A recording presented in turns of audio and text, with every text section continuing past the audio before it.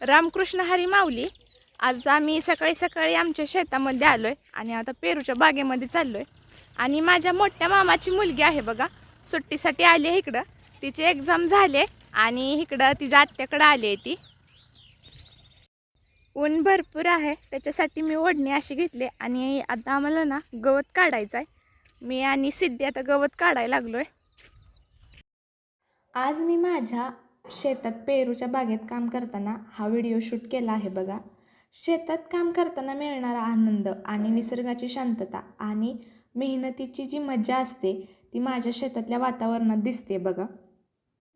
सकाळी सकाळी शेतात आल्यावर तर शेतातलं दृश्य एकदम शांत असतं. छान वारं, सकाळचा उगवता सूर्य, हे सगळं वातावरण मनाला प्रसन्न करणारं असतं. आणि पेरूच्या बागेत आल्यानंतर आम्ही बघा लगेच गवत काढायला चालू केलं. आमची सिद्धी आहे, माझ्या मामाची मुलगी आहे ती. आणि आता पेरूची रोपं देखील मोठी झाली आहेत बघा, दिसते तिथं 4 ते 5 पानांनी वर पेरूची वाढ झाली आहे. आणि किती हिरवी हिरवी रोपं आहेत बघा. आणि त्यातलंच गवत काढायला लागलो आहे आम्ही.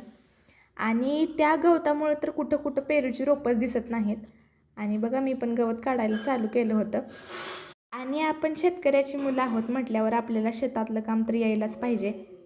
फक्त पेरूच्या बागेतलं गवतच काढणे नाही तर पेरूच्या बागेतली कामं म्हणजे झाडांची देखभाल, जसं की पेरूच्या छोट्या रोपांना बुडाला त्याच्यामध्ये माती लावणं. कारण जी पेरूची छोटी रोपं आहेत, गवत काढताना त्याच्या मुळ्या लूज होतात आणि पेरूची रोपं वर उपसून निघतात. त्याच्यासाठी त्याच्या बुडाला माती लावावी लागते आणि गवत काढत आम्ही ते देखील करत असतो.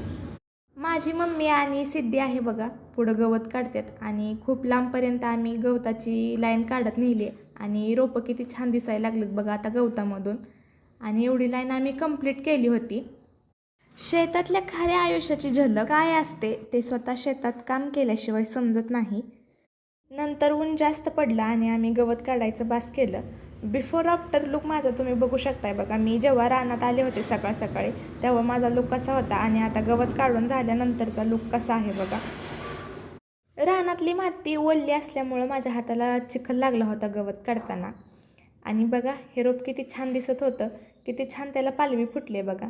आणि गवत काढून आम्ही घरी चाललो आहे. आईनं तिच्या साडीमध्ये आम्ही जी भाजी काढली होती चिगळची ती घेतली होती. आणि इकडं गुरांच्या गोठ्यामध्ये पप्पा काम करत होतं. आणि आता आम्ही चालूच घरी निघालो होतो.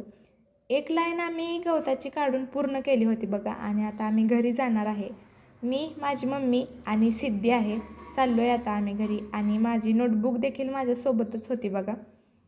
आणि जाता जाता म्हटलं कोथिंबीर घेऊन जावं आणि आमची सिद्धी बघा कोथिंबीर काढत होती. शेतातलं काम कसं असतं ते स्वतः अनुभवल्याशिवाय समजत नाही. आणि ह्या सगळ्याचा अनुभव फक्त शेतकऱ्यालाच असतो. मागच्या 1-2 दिवसाखाली पण मी कोथिंबीर घरी घेऊन गेलते बघा. आणि अजून पण कोथिंबीर आहे. आमची सिद्धी काढत होती कोथिंबीर. उन्हाळ्याचे दिवस आहेत तरी पण कोथिंबीर एकदम हिरवीगार आहे. कारण तिला ड्रीपने जेव्हा पेरूला आम्ही पाणी सोडतो तेव्हा कोथिंबीरीला पण पाणी पडतं, त्याच्यामुळे ती हिरवीगार आली आहे. आणि हे माझ्या आजीचं शेत आहे. तिनं त्याच्यामध्ये मका लावली होती बघा. आणि हे जे झाडं आहेत, हिरवी हिरवी झाडं दिसत आहेत, ती सुबाबळीची झाडं आहेत. आपल्या शेळ्यांचं खाद्यपदार्थ आहे ती. जेव्हा गवत नसेल तर माझी आजी ती शेळ्यांना त्या झाडांचं फाटं काढून टाकत असते बघा.